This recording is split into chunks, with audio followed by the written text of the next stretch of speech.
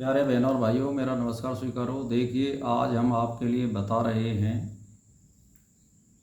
कि आपका भाग चमकेगा या नहीं चमकेगा, विशेष उन्नति होगी या नहीं होगी। हम इसके बारे में आज आपको कुछ पॉइंट बताना चाहते हैं। तो देखिए, जिस मनुष्य का या स्त्री का जन्म होता है वो इस पृथ्वी पर भोगने हेतु जन्म मिलता है। पशु पक्षियों को भाग बनाने का या उन्नति करने का या पाप करने का उसमें अवसर नहीं मिलता है। उन्नति करने का या पुण्य करने का या पाप करने का जो अवसर होता है वो मनुष्य योनि में ही होता है और किसी योनि में नहीं होता है। जैसे मान के चलिए कि किसी पुरुष को सर्प ने काट लिया, जाने में या अनजाने में, लेकिन उसको पाप नहीं लगेगा। क्यों नहीं लगेगा? क्यों? वो जड़ प्रकृति में उसको ज्ञान नहीं दिया है परमात्मा ने। उसको सारी चीज़ उसमें माप होती है, कुछ भी कर सकता है। अब मान के चलिए कोई मनुष्य पागल स्थिति में है, वो जानता ही नहीं है अच्छा और बुरा क्या होता है। अगर वो किसी आदमी को मान के चलिए कि जाने में या अनजाने में उसकी गलती से या कैसे भी वो किसी आदमी पर हमला कर देता है, तो कोर्ट कचहरी में भी उसको कोई ज़्यादा अपराध नहीं मिलेगा, क्योंकि उसकी बुद्धि नहीं है। तो इसीलिए मनुष्य योनि में यानी पुण्य करने का और पाप करने का इसमें प्रावधान है। यदि आप सही आचरण कर रहे हैं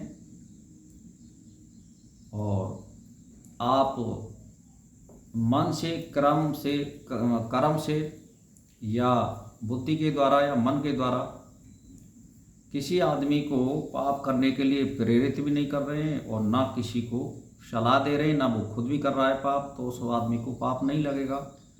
और अब इसमें कैसे निर्धारण किया जाएगा इस जन्म में आप पाप नहीं कर रहे हैं?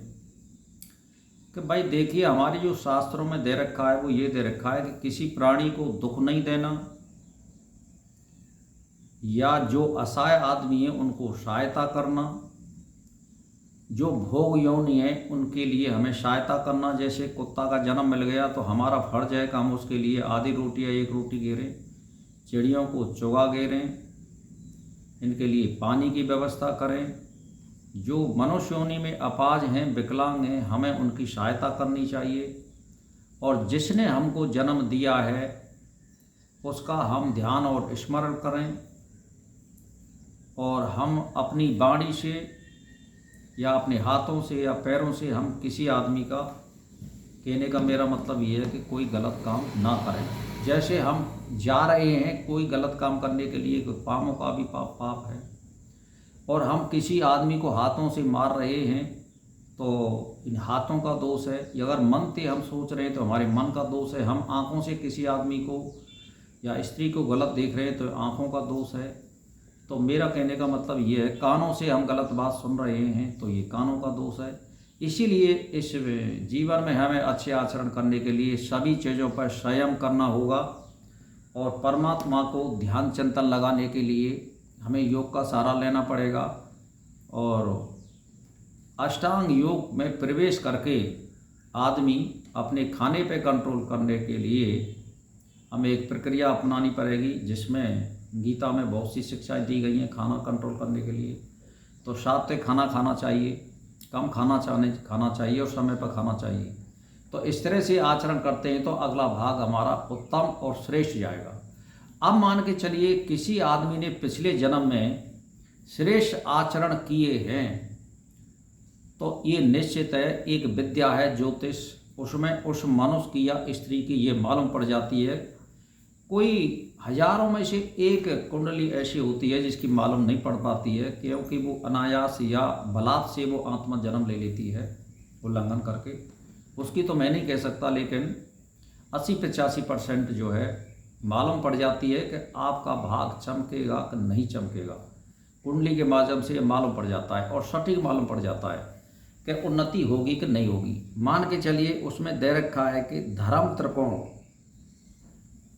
धर्म त्रिकोण का मतलब है जन्म लगन और जन्म लगन का स्वामी और पंचमेश का स्वामी और नवेश का स्वामी यदि केंद्र में है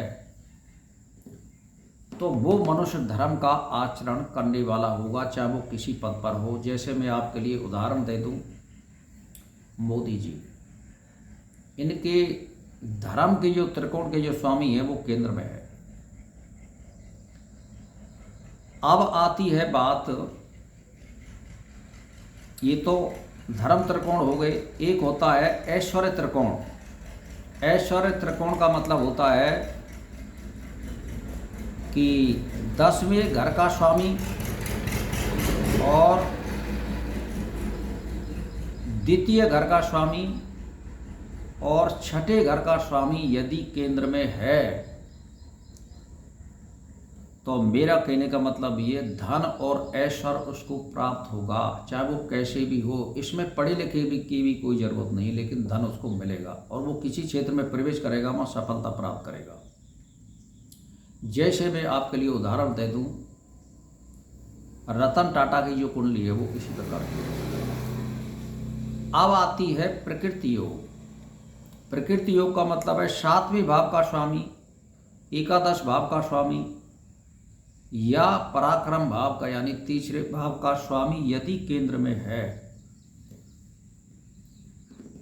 अच्छा, अब आती है फिर मोक्ष त्रिकोण का स्वामी।